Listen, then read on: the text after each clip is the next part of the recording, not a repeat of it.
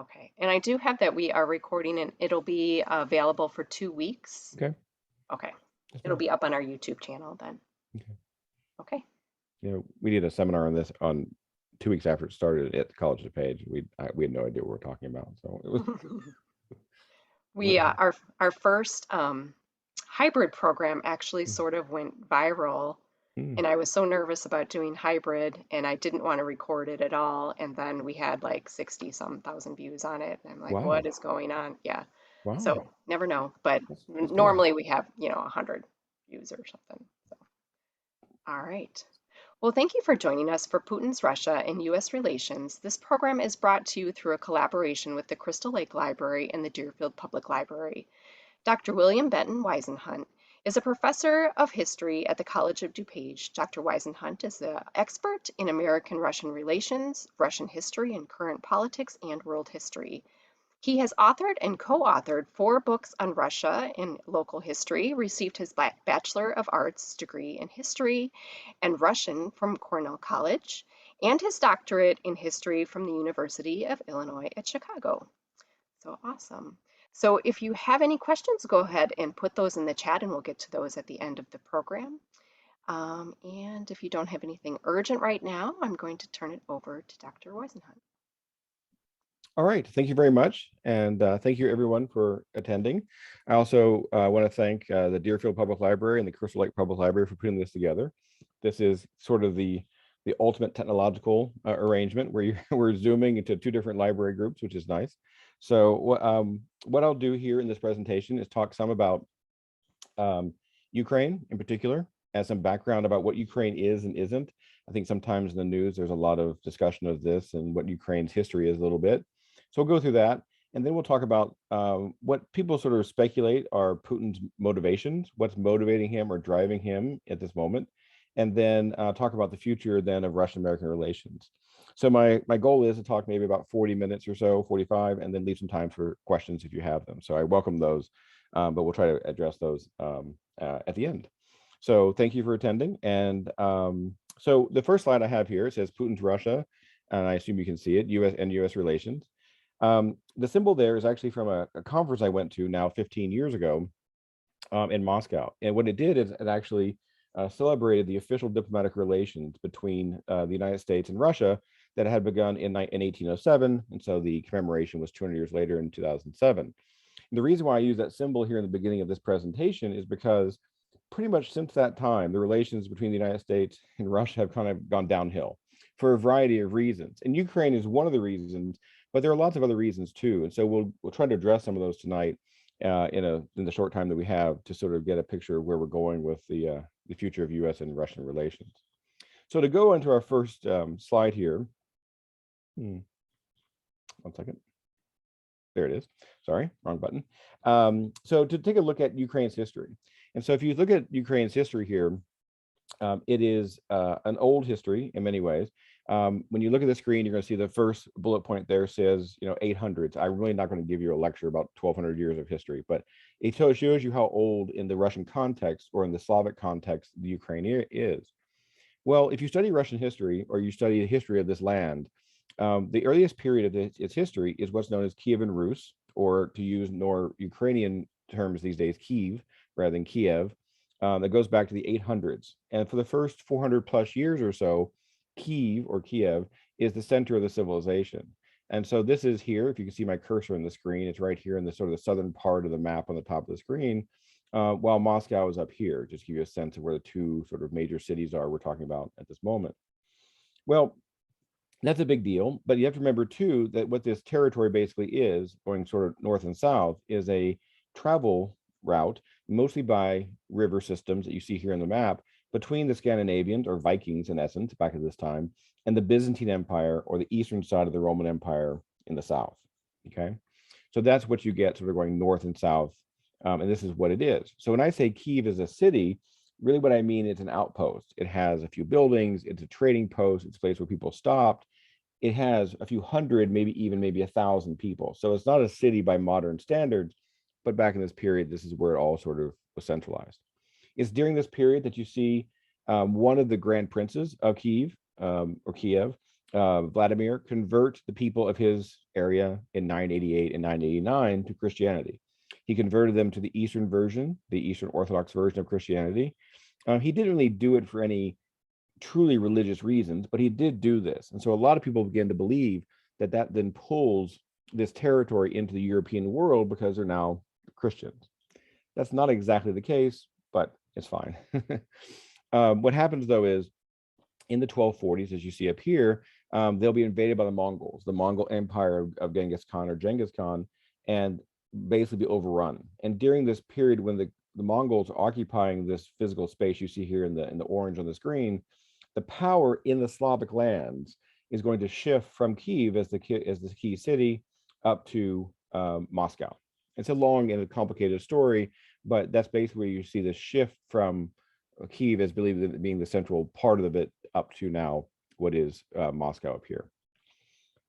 By the 15th century or so, by the 1400s. Just one note about this is when the term Ukraine begins to arise as a term in Russian or Slavic languages at the time, it actually literally means edge or frontier.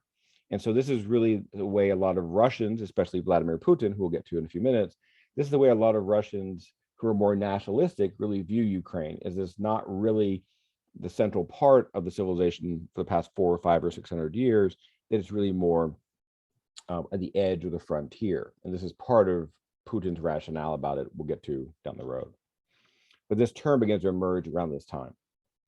In the 18th century, under Catherine the Great, or the late 1700s, Catherine the Great will fully incorporate what we think of as Ukraine, going all the way down to the Black Sea, including the Crimea, which is always in the news, into the Russian Empire, as it's known. This incorporation is not necessarily friendly, and not every person who lived in Ukraine wanted to be part of the Russian Empire, but it is part of how Russia built its empire by including these territorial areas sometimes by coercion, sometimes by cooperation, but oftentimes by force. And so this is part of what you get in the Ukrainian story. At the end of the Russian Empire, in the early part of the 20th century, in 1917 to early, in the period just after the Russian Revolution, when the communists come to power, there is an independence movement in Ukraine to try not to become incorporated into the new Soviet Union. So that is a large movement coming from Ukraine, and it is put down by the Soviets. So the Soviets are able to control Ukraine and keep them as part of the Soviet Union. As a comparison, they were not able to do this with the Baltic states, as they're known, of Latvia, Estonia, and Lithuania. So between the two world wars, those three areas are independent of the Soviet control, but Ukraine is not, and it's kept under control by the early part of the 1920s.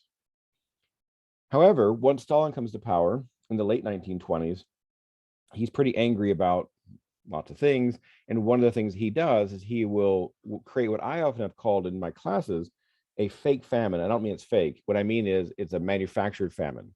It's a famine that was manufactured by Stalin to starve out the Ukrainian people because of their rebelliousness in the previous decade of the 1920s.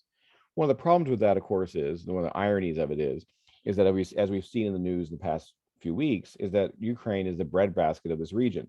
Ukraine is a heavily agricultural center of food.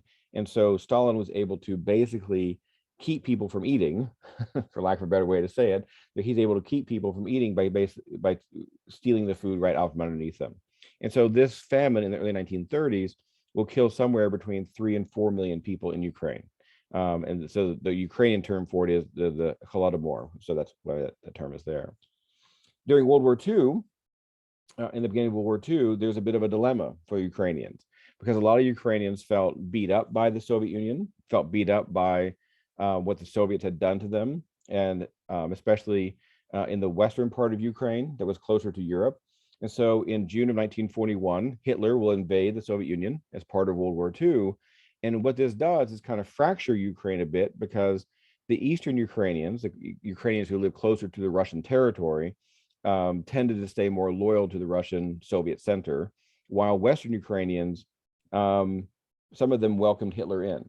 I have to say, there's a lot of debate about this, and I think if I were a Ukrainian living in 1941 and your choice is Stalin or Hitler, I'm not sure. You're kind of picking some bad choices there. So but it causes a division inside of the territory because you now have obviously this rather consequential event where people are divided about who to favor. But favoring Hitler doesn't seem as that crazy for Ukrainians, considering how much abuse they had suffered under Stalin and the Soviets. So it's kind of a tricky question. There's another aspect here I just thought about that I didn't put on there as this background, and that is in 1954. So 13 years later, in 1954, when Stalin's successor, Nikita Khrushchev, will be in power, is that he will, in essence, give over the Crimea, the peninsula in the Black Sea, and I have a map later that shows you this, but the map into the territory into the Black Sea, he gives that over to, quote, to Ukraine. That's been made a lot of in the news in the past maybe 6-7 years since the first invasion of Ukraine in 2014. It's meaningful in one way, but it's also not another. It's more symbolic than real because in the Soviet system, Ukraine was not independent. And so to say that that Crimean territory is actually Ukrainian or Russian, then it doesn't, in the Soviet system in 1954, it didn't matter. But obviously now looking back at it, it's been made into a bigger issue. It was more symbolic at the time in many ways. Okay. And of course, one of the things that's so critical about Crimea is that it is a military installation. It's a naval installation today, where the navies of Russia and Ukraine both have used to basically do their work in the Black Sea. So come back to that later. So skipping forward a bit, so we went through about 1,000 years of history there in about 5 minutes, which isn't too bad. Skipping forward, looking at Ukraine at the end of the Soviet period. So in 1991, 31 years ago, the Soviet Union collapsed. And when the Soviet Union collapsed, it broke itself into 15 republics. And this was very controversial at the time because if you look at my map here, which is kind of small, but you can see that the big purple area is the Russian Federation, as we call it today. And then the other areas around it are the independent countries that broke away, many of them. Well, the green country right here, my cursor is, that is Ukraine. So Ukraine was a sizable part of the Soviet Union, nothing compared to the size of Russia, obviously itself. But this area here with this kind of light reddish color, this is Kazakhstan, which also is probably the biggest of the former Soviet republics after Russia itself. Nonetheless, Ukraine is broken into an independent country in 1991. This is very controversial, and it plays into our discussion a little bit about Vladimir Putin and his motivations, and we'll come back to talk about him in a minute, and it kind of coincides here with the collapse of the Soviet Union.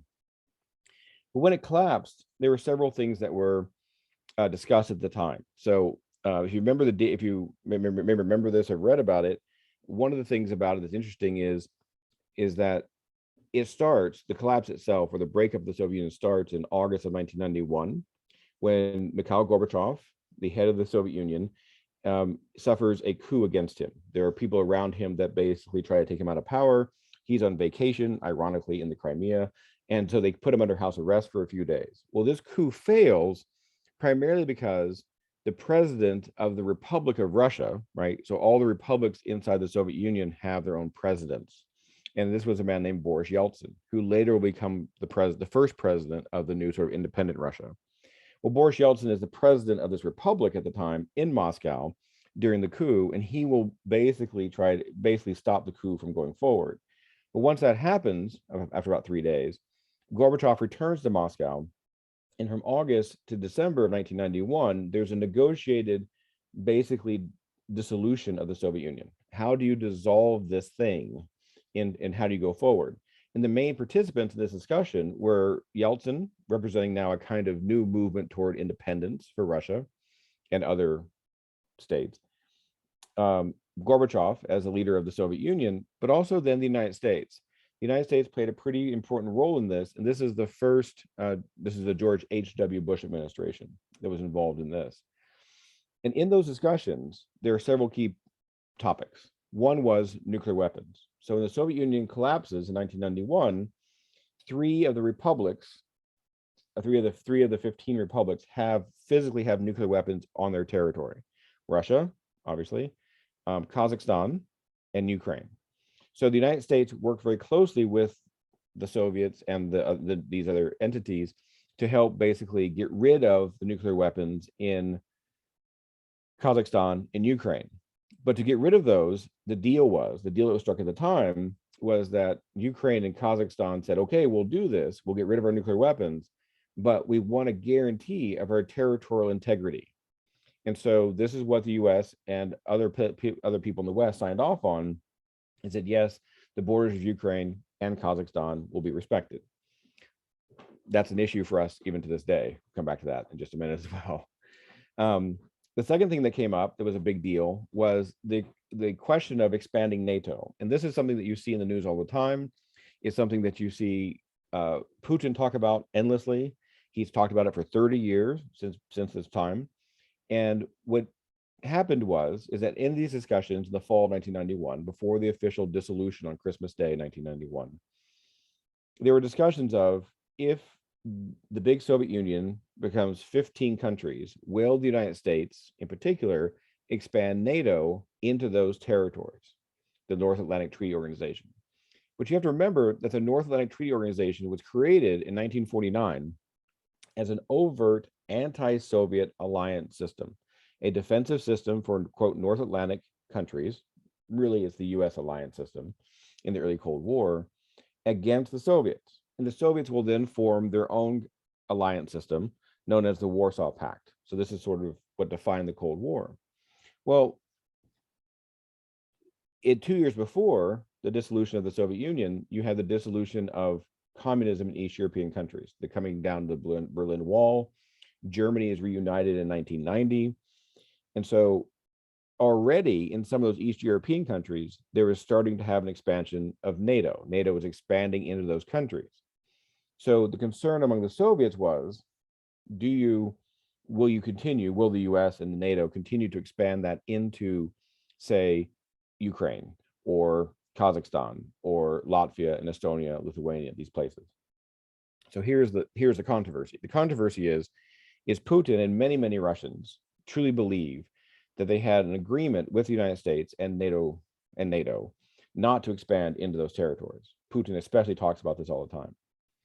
There is no document, there is no treaty, there is no formal agreement, but there is a kind of understanding. There was a kind of discussion. And so if you ask American officials who were involved in this back at that time, and there are some who are still around, they will kind of get a kind of uncomfortable, sheepish sort of look. Well, it was discussed. Well, what it was kind of a promise across the table that no, we wouldn't do that. And so for the most part in the 1990s, it didn't matter very much. And even when Putin first came to power in 2000, he was actually working with NATO on several things. And that all turned around 2004, which we'll get back to in just a minute. So even though he harps on this a lot, there is no formal agreement. Is it something that the West kind of said, yeah, we'll do this, but we didn't? It's hard to know. So that's why it's really gray and somewhat ambiguous about this. But the fear among many Russians, especially more nationalistic Russians, is that NATO will encircle Russia. And NATO has expanded around Russia quite strongly, including those areas, the more controversial areas of Latvia, Estonia, and Lithuania are all now members of NATO. So then once the dissolution comes, starting in the early 1990s, for about a decade or so, a little more, in Ukraine and in Russia both, is what you get is a transition period in the 1990s that was very bad. There's not much any other way to say it. It was a very difficult time for people living in the former Soviet republics, generally speaking. One of the reasons is Western people, a lot of Americans, but also some British and French and others, went into Russia and Ukraine and other now independent countries and tried to help them move themselves from having been 74 years under a communist system into now a more Western system, and which meant in their minds going toward capitalism. And so a lot of those advisors who were academics and business people and government officials told them to go cold turkey, just go cold turkey right to capitalism. And this pretty much destroyed the Russian economy and the Ukrainian economy, and several other now independent countries were pretty much decimated. My first trip to Russia was in 1995. When I went there, the exchange rate for the ruble was around 5,000 rubles to the dollar. It was basically worthless when I got there. I didn't realize how bad things were in Russia, being my first trip. Going back now many times in the past 20 plus years, I see how bad things really were. It was a decimated place. someone like Putin, just as a side note to this, sees that as intentional. He sees that as a way, not only the stripping of nuclear weapons, but also this idea of destroying the Russian economy as being part of a plot from the West to go after and make the Soviet Union less, or the former parts of the Soviet Union less powerful. We'll come back to that again in 1 second. What you also see emerge in the 1990s, along with Putin himself in some ways, is the rise of what we call today oligarchs, people who were once, many of them, Communist Party members, who turned around and became private business people literally overnight. Russia and Ukraine and lots of the parts of the former Soviet world have lots of natural resources, not only things like oil and natural gas, which are the two big ones, but also lots of metals, magnesium, tin, aluminum, all kinds of things, all across the vast area of the the former Soviet territory is full of natural resources. These were all controlled by the government under the Soviet Union. And in the 90s, they were transferred to private holdings. And so literally overnight, people became millionaires, and in some cases billionaires, because they acquired all of these assets that were once owned by the government are now being privatized into private hands. And so corruption follows in a massive sort of way. And so in the 90s, it was a kind of a Wild West kind of age. And you see the explosion also of the Russian mafia. When I was there in 1995, it was not uncommon to see people guarding businesses holding, machine guns and handguns and these sorts of things. It seemed somewhat normal even when I was there. Looking back now, it seems bizarre, but it felt like, well, this is sort of the world that they were living in at the time. They weren't concerned with us, sort of ordinary people. They were concerned about rival groups and rival, basically gangs in some sense, mafia organizations. So nonetheless, this is what the 90s kind of turned into. The 90s are also a time when in Russia itself is headed by Boris Yeltsin, who had been that sort of heroic leader in 1991. He now will be the president of Russia, the Russian state now, for 20 years. For 10 years, from 1991 to 2000, for 9 years. So, okay.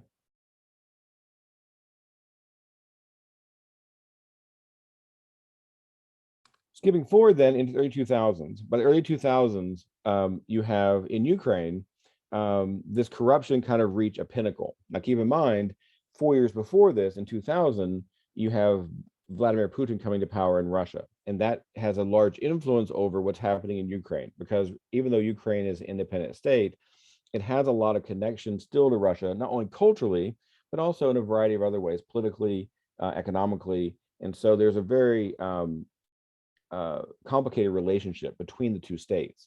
But what happens in 2004, in the fall of 2004, is quite important.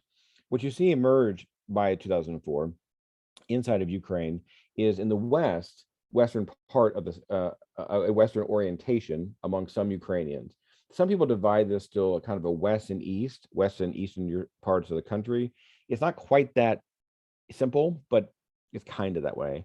But there are people in Ukraine who were interested perhaps in joining the EU, the European Union, which is an economic arrangement, or even joining NATO. There was a discussion of this even that far back. And this is when Putin had been more open toward NATO in the early part of his time in power in the early 2000s.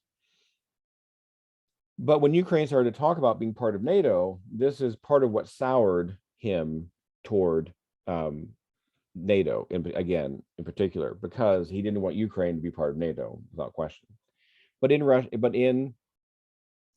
in Ukraine as well, there also are factions, political factions, that are more Western or Russian oriented, and really oriented toward being loyal to Vladimir Putin, who is really building up a lot of power in the neighboring states around Russia, not only in Ukraine, but also in places like Kazakhstan and Uzbekistan and other places as well. So what they get in the fall of 2004 is they have an election. And in the election, it's quite controversial. You have the two men you see here on the screen. On the left side, or this person here, my cursor is, this is Viktor Yushchenko. And on the right side, Viktor Yushchenko here. And on the right side, you have Viktor Yanukovych. It'd probably be easier if they had really different names. But anyway, so Yushchenko, who is here, was a more pro-Western, pro-EU looking sort of candidate. And Yanukovych was more pro-Russia or pro-Putin aligning candidate. Well, before this election took place, this man, Yushchenko, was poisoned. He was poisoned with a toxin that caused his face, if you remember the news back in these days, it caused his face to break out and become pockmarked. He didn't die, he was very ill. But when the election results came in, they discovered that the election had been completely corrupted, and international observers said that deemed it to be a completely corrupt election. And so these, in essence, what's the equivalent of the Supreme Court in Ukraine stepped in November, right after the election was done, and said this was so bad, we have to redo it. So they had a redo, a do-over election in December of 2004, right away, within a few weeks in December. And in that election, Yushchenko, the man who had been poisoned, and the pro-West candidate wins the election. And of course, this will sour the relations then between Ukraine and Russia, or more precisely between Ukraine and Putin, and for the time being in the early parts of after 2004. But you skip ahead again up to 2010. And in 2010, 6 years, they have a 6-year presidential term. They have an election. And in that election, Yanukovych, the man from the previous screen here, Yanukovych, the man who lost the 2004 election, wins. Mostly because the general conditions in Ukraine between 2004 and 2010 had declined so badly, people were angry. And so they kind of go back the other direction and think they're going to do better with Yanukovych. So they have now a more pro-Russian president. To have a kind of interlude here outside of the Ukrainian question, this is the beginning of the time in 2012 under President Barack Obama for the United States, where you begin to see the first US sanctions on Russia, as you see on the screen. Why that's important is because this is further souring the relationship. President Obama decided to pass something known as the Magnitsky Act, and the Magnitsky Act was an act that sanctioned individual people. There's a long, complicated story behind the Magnitsky Act and where it came from, but it actually are some of the toughest sanctions that I've ever read about, because it sanctioned individual people by name. And over time, this Magnitsky Act will be expanded to 34 countries. 34 other countries have a similar act against Russia, and they name specific people. Typically, sanctions are for trying to put pressure on populations to rise up against their own leadership. In this case, the Obama administration, who started it, identified basically Putin's cronies who were involved in money laundering around the world to try to get them out of the financial system. And so now 34 countries have thousands of names on these lists. And this is something now over the past 10 years, since 2012, which has been one of the major sources of irritation between the United States and Russia, going from the Obama administration through the Trump administration and even still today. And as I said, has expanded to over 30 countries have taken similar action. Most of these countries, of course, are Western countries, mostly members of NATO or the EU. That's our little interlude about sanctions. Going back here to Ukraine, in 2013, this pro-Russian president, sounds contradictory, now begins to open up discussions with the EU about having an economic partnership. So he was working on, Yanukovych was working on an economic partnership with the EU, even though he's supposed to be this pro-Putin president. Putin intervenes in this in the fall of 2013, and this will send people out to the streets of Kyiv and other cities in Ukraine in what are called the Maidan protests. He started in the fall of 2013, went through Christmas time into the new year, but of course they ran into, in the early part of 2014, the 2014 Winter Olympics in Sochi, which is a whole other sort of controversial topic of why a subtropical area has Winter Olympics, but that's a different thing. So in 2014, right after the Olympics were over, that's when Putin first invades Ukraine. And in these two regions you see here in the map are called Luhansk and Donetsk. So if you're watching the news these days, this is the area that's been occupied now by Russian forces for 8 years. And they sometimes refer to the two places together as the Donbass, but they are actually two different places, the Luhansk and Donetsk regions right here. And you see this in the news all the time. What the Russians have done now, if you look at the cursor, you can see they have moved down and connected, they've taken most of this territory to connect to the Crimean Peninsula here. So a couple of things about this, just to note. One is I wrote the word invasion with a question mark. The reason this was, if you remember 8 years ago, is that when the invasion started, Russia denied they were doing it. Russia denied that that was them. More recently, 100 days ago, they're not denying what they're doing. But 8 years ago, they sent in people military people, I suppose you might call them, who didn't have any proper Russian uniforms. They didn't have any insignias or flags, and they oftentimes were referred to at the time as being what are called little green men. But we know who they are and that what they did, and so that they actually did invade. But Russians for a long time denied that was that reality. They actually were doing that. But basically, since 2014 all the way to 2022, when this more recent attack took place, there's been an essence of a guerrilla war taking place there, where thousands of people have already died, tens of thousands, actually over tens of thousands have already died over the past 8 years. It was hot in the news in 2014 and into 2015, but then it sort of faded away and kind of got it melted down into kind of an ongoing guerrilla conflict, and not much was talked about. But it had been pretty active all the way through these years, these 8 years. In that process as well, you have what's known as the Crimean annexation. So right after Putin doesn't launch the invasion, he launches the invasion, will have a very hasty election in March of 2014, which in Crimea, in the peninsula here, where something like 90 something percent of the people turned out, and over 90% of the people voted to go and be part of Russia. So Russia will annex Crimea into their territory, even though lots of people don't observe that as being legitimate, but that's what they decided. But that's what they did 8 years ago in 2014.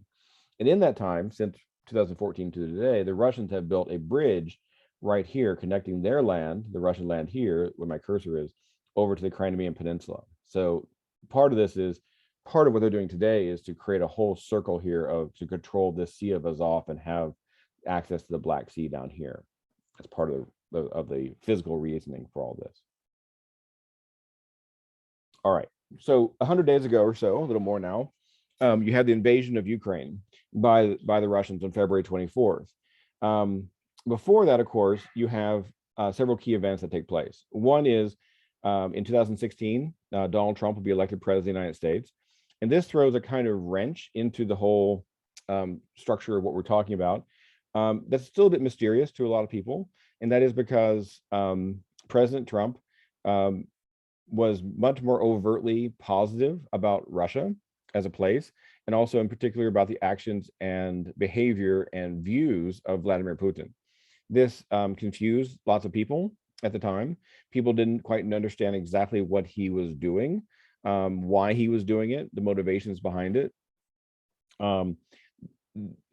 He tended to take Vladimir Putin's word more seriously than he did some of his own intelligence services at times.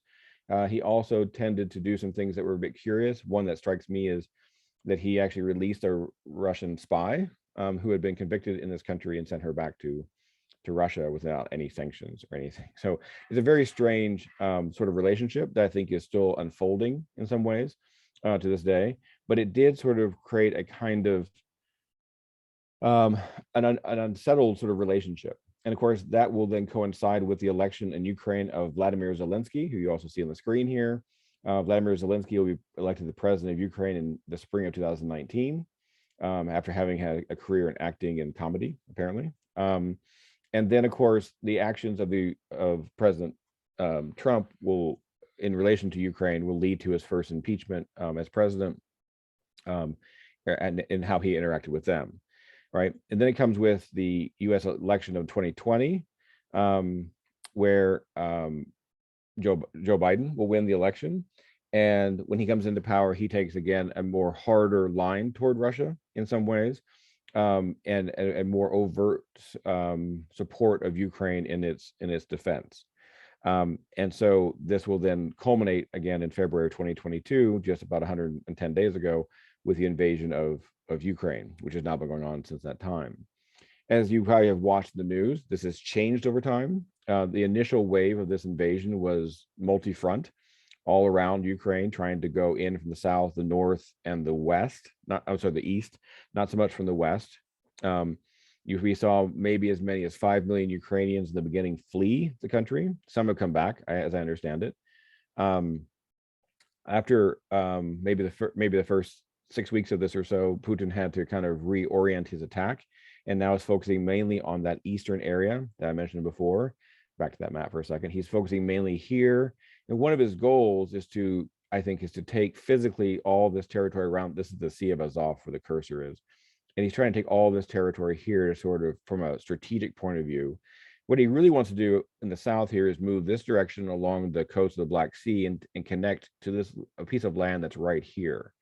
So there's a country right here on the edge of Ukraine called Moldova. It was once one of the Soviet republics, now an independent country. On the edge of this, on the edge right here where my cursor is, there's an area that actually is mostly ethnically Russian called Transnistria. And so I think what he's trying to do is ultimately connect to this pro-Russian area here in the bottom. Oh, they can't see my cursor. I'm sorry about that. But they're trying to connect this and cut Ukraine off from the Black Sea completely. That's one of the goals, I think, is to cut Ukraine off from the Black Sea, which would be dramatic if you could see the lower part of the map here. So anyway, all right. So Putin, our buddy, our friend Vladimir Putin, what is he thinking? What is his background? Keep in mind that he is from Leningrad. Leningrad is now St. Petersburg, and Leningrad is truly sort of thought of as a kind of second city during Soviet times. He grew up in many ways with a chip on his shoulder. He will spend about 15 years in the KGB from around 1975 to 1990 or 91. When he leaves the KGB, he is somebody who will then go to work in St. Petersburg for the new independent post-Soviet mayor of St. Petersburg, who had once been his professor. And he worked very closely in offices in St. Petersburg and then in Moscow at the end of the decade, where he basically was one of the people that helped give over those state resources into private hands. And that's a big deal because he basically enriched himself by enriching those people. So before this invasion, as an example, most people estimated that Putin had maybe $200 billion with a B, $200 billion, which made him one of the richest people in the world, certainly. We think now that that's probably a low estimate, that it could be close to $400 billion. And this is money basically that he has skimmed off of the Russian state over the past 25 or so years, not only as president, but also before he was president. And he has socked it away in places and hidden it in places that can't be found. And that's part of the reason why we don't know exactly how much it is. But once they were going after his assets more recently, they began to realize that a lot of stuff may be hidden in lots of different ways around the world, in areas of the world where you can hide things like this, like Switzerland and the Caribbean and Cyprus, these different sort of places. So why is he doing all this is the question. Well, there are sort of 5 theories that I sort of put out here, and there could be a combination of them. We don't really know for sure. One is that he always has had this axe to grind about NATO, that NATO should not be expanded. The West, the United States, kind of wants to do it. This is a very easy thing for him to bring up in Russia and make a lot of Russians angry, that because they resent NATO, they resent that it still exists, a lot of people. So it's a kind of an easy rallying call for Russians to follow. Second thing is that he does truly, and a lot of Russians who are more nationalistic, see Ukraine as part of Russia. There is a very strong cultural connection. Languages are very similar, histories are similar. There is a similarity, but obviously Ukraine for the past 30 plus years has been an independent country. And so that's not really what it is. But he talks in that sort of hyper nationalistic way, that this is really just a part of Russia and that they need to reclaim it.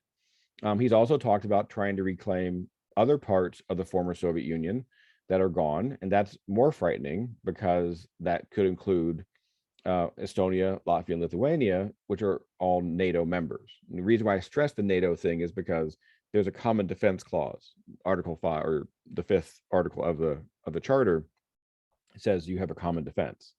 And so if Russia were to invade Estonia, that means that the United States and the other 30 plus NATO countries have to go to the defense of Estonia. And that's tricky. That's a tricky operation, as you might imagine. The third thing on the list is kind of weird in a way, but it makes some sense, is that it's kind of, Putin's always had a kind of an anti-Western view. This is something not new to him. He doesn't really like the West. He thinks that the West has destroyed in many ways the Soviet Union on purpose, has tried to diminish Russia as a power, and wants to make sure that his voice is heard. Now, he says all those things, but to be blunt, if he did not have nuclear weapons, then we wouldn't really be talking about this, right? He couldn't do what he's doing if he didn't really have the nuclear threat. So but nonetheless, this is sort of how he views the world. The fourth thing on the list is the man you see on the screen, and his name is Alexander Dugin.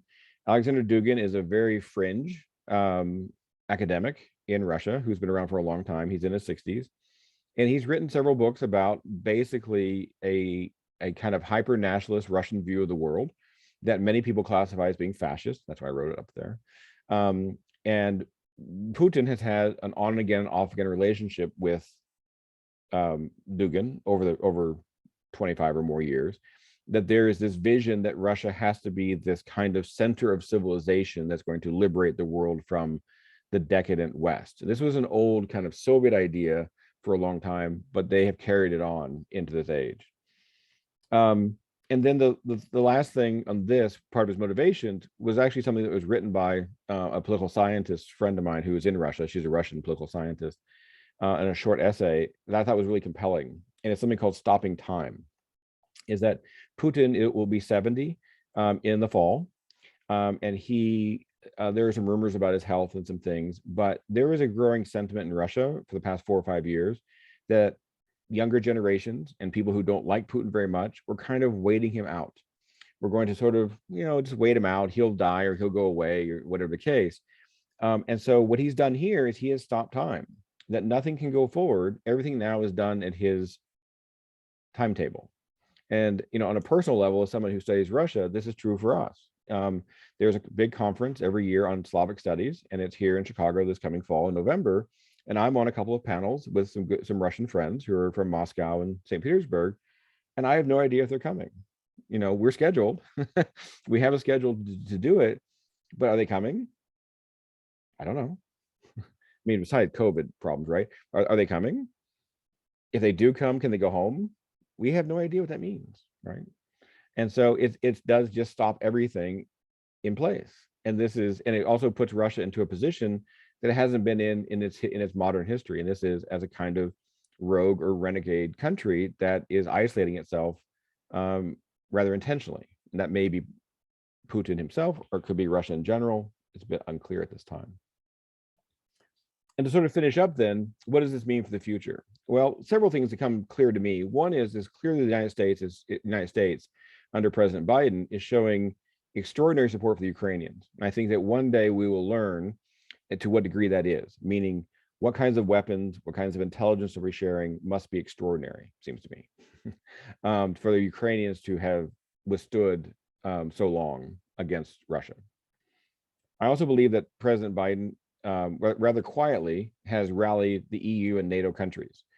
EU and NATO countries, which are mostly the same countries, but not entirely, but EU and NATO countries oftentimes these days have two problems. One of them are many of them are dependent very heavily on Russia for natural resources, mainly natural gas and oil.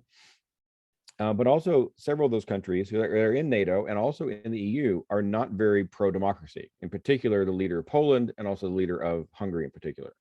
And so he's found a way to rally them to some level to help support what's going on here. So this is, I think, quite an interesting development that's often very quiet, not talked about very much. Question that will arise in time is this Putin's war or is this Russia's war? How much do Russians really believe this? How much disinformation are they getting? Some surveys have shown that if you're urban and you're better educated and you're younger and you're richer and more tech savvy, then you have ways to get information from the outside world. But remember that Putin controls almost the entire media structure inside of Russia.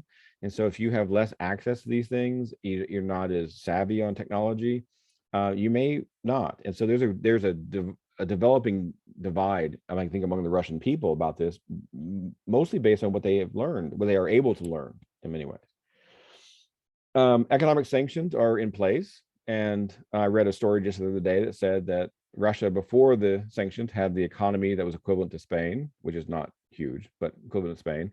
And today, now 120 days, 110 days later, it's equivalent to the size of the state of Texas, which the state of Texas has a big economy, but still it's dwindling very fast and Russians are suffering. How long will that last? How deep will that go? Will it cause a change in Russia? Hard to say. Is this World War III? I tend to think not. I tend to think that Putin, despite his rather erratic behavior in this moment, is also fairly pragmatic. There is the nuclear reality, which I think is less likely today than it was 100 days ago. It doesn't mean he wouldn't do it. I think in the end, the way I sort of see it is that Putin will try to find a way to declare victory, to stop his own bleeding at some point or another. But you also have to remember something else about Putin, is that Putin is not somebody who necessarily wants out of things that are bad. I think that's been a lot of discussion in the American media about, well, how can we get him to stop? I don't think things will improve though between the United States and and Russia as a country until Putin's out of the picture. If that means he loses the election, if he dies, if he is taken out of power, whatever the case is that even if he were to stop this, it'd be very difficult to normalize relations again with Russia and Putin in particular, because he's not proven to be a very stable actor in that sort of way. The name of his game in many ways is chaos.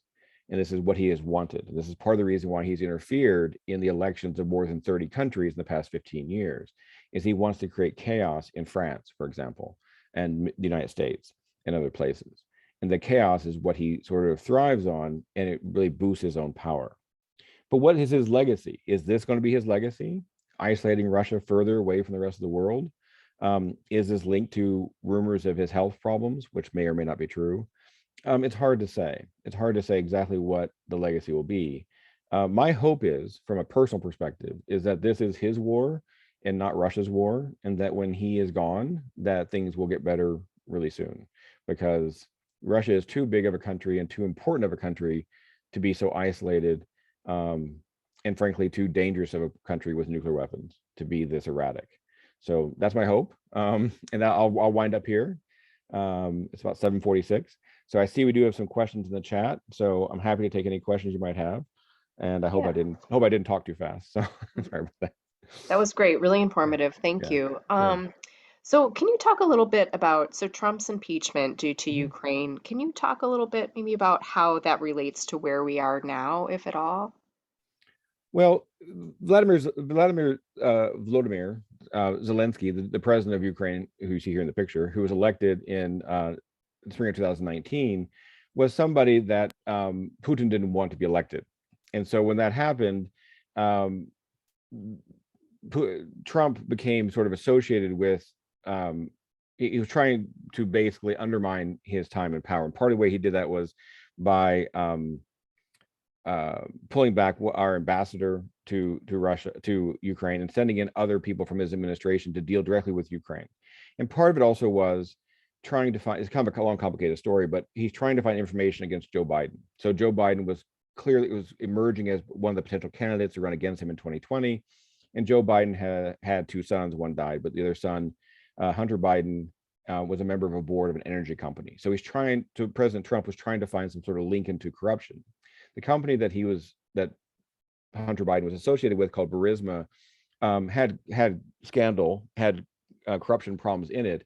Hunter Biden had probably had nothing to do with it. It's kind of an ironic story, because if you look at boards of international companies and who serves on them, it is like the all-star list of the children of all these prominent Americans. So for Hunter Biden to be on one of these boards is not unusual, because this is sort of what international companies want, is sort of people who are linked into the American world. But nonetheless, and so what basically President Trump did is he held up aid for personal gain in that impeachment. So he basically told Zelensky, and there's evidence of this, that I can't give you the weapons until you give me the dirt on Biden, was basically what it was, or at least start an investigation on Biden, and that is using government resources for personal gain. It's against the law. So this is, Okay. yeah. And then can you talk a little bit about the Russian presidential elections, when that is happening next, and what do you think the likelihood is of Putin being unelected, I don't basically? like it. So one of the great dilemmas among people who study Russia, and it has been going back to Soviet times and well back, is the question of, okay, if Putin's not there, then who's going to be in charge? And the answer is the same today as it was in 1955. We don't know. I mean, because the Russian political system is so opaque.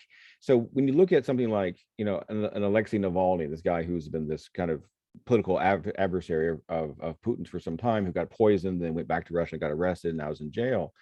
we don't really know who's next. So for Putin, though, he was last elected in 2018.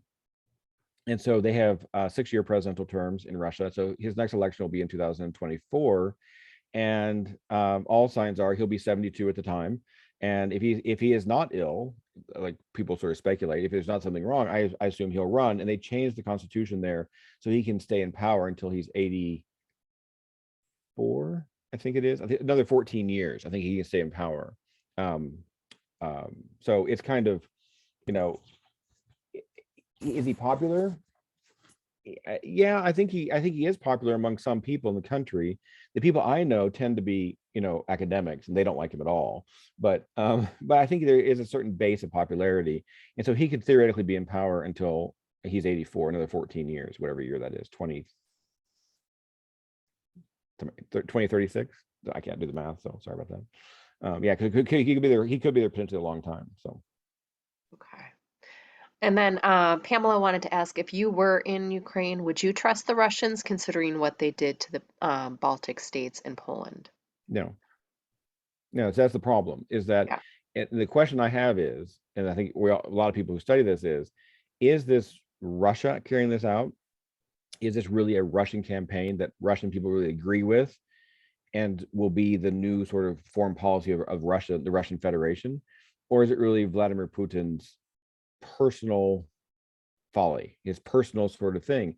And so the concern over this is if they fought down to a stalemate in this eastern region, which it kind of feels that way right now, then is that it?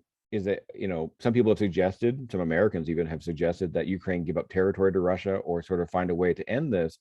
But I don't know if I don't know if the Ukrainians have any security in the idea that Putin won't do this again.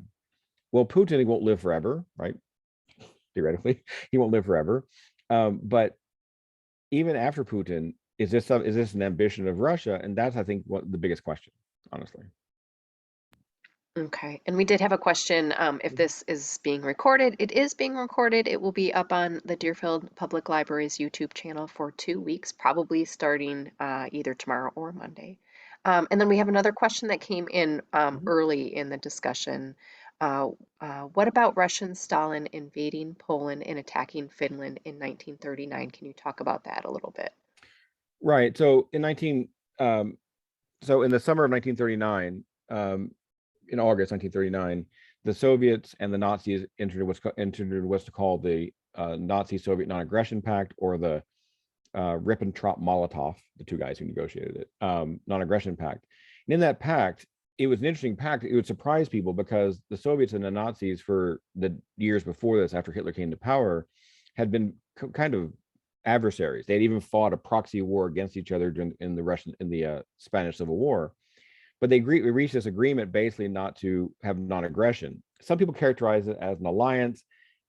I wouldn't put it that way. Alliance means to me that you're going to come and defend the other country, and that's not what it says. Basically, what it says is we're not going to fight each other. Well, there was a secret part of the deal, and the deal is that the Nazis were going to invade Poland on September 1st, which they do, which starts World War II as we know it in Europe. And of course, part of that deal in that agreement was that the Soviets could have the other side. This is because historically, outside of Nazi or Soviet ideology, the Germans, many Germans and many Russians felt like Poland was their territory. This is a long, complicated story. It goes back to the 18th century. But in the 18th century, Poland as a place had been divided up in what's called the partitions of Poland, between three countries: Prussia, which was the northern part of Germany, Austria, and Russia. And so Poland wasn't even a place on a map from the 1790s until after World War One. And so that's part of the invasion. That's part of the reason why they sort of good old fashioned nationalism, and so they divided Poland between the two of them in essence in the beginning of the war. And yeah, that's why you said Poland and somewhere else. I forgot what you said. Let me look back. Is Attacking it Finland in Finland? 1939. Mhm. Yeah, okay. Well, Finland's the same thing. So Finland, Finland had been a part of the Russian Empire before 1917, and so when World War II began, so after this invasion of Poland, by the later 1939 into 1940 period, they had what's known as the Winter War, which I'm not sure why you'd fight a war in the winter in Finland. But anyway, but again, it was the same reasoning, is that Finland had once been part of the Russian Empire, and Stalin wanted to regain some of this. Also, there were some fairly large fascist factions in Finland at the time, and so he worried, I think, about the security of his borders. But I think the main reason was, again, sort of restoring a kind of older Russian Empire idea. So it failed. The Russians failed to succeed in that case. So. All right. Well, I don't see any more questions. Dr. Whisenhunt, this was extremely informative. Thank you so much. And I wanted to thank as well the College of DuPage for helping to bring this program to you. And yeah, so I will be sending an email out to everyone who is registered with that link once I have it up on our YouTube channel, so you can look back and listen to what you've missed. There's a lot of information here. Harriet wants to say thank you so very much. Very interesting. So, Okay. all right. Well, you guys have a great night. Thank you all very much. Good Thanks. night.